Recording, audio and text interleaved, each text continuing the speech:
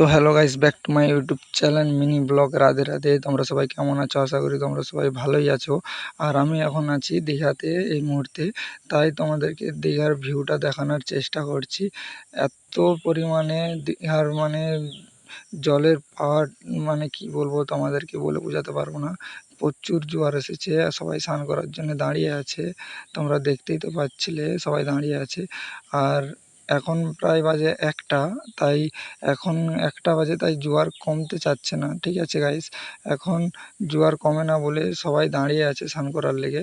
তাই তোমাদেরকে দেখতে পাচ্ছ কত লোক, দেখো কত লোক দাঁড়িয়ে আছে। আর তোমরা গাইস চেক করতে পারছো দীঘার ফিলিংসটা তোমরা কেমনভাবে নেবে আমি বলতে পারবো না, কিন্তু তবে ভাই ইমাজিন করলে তোমরা সব অবশ্যই বুঝতে পেরে যাবে।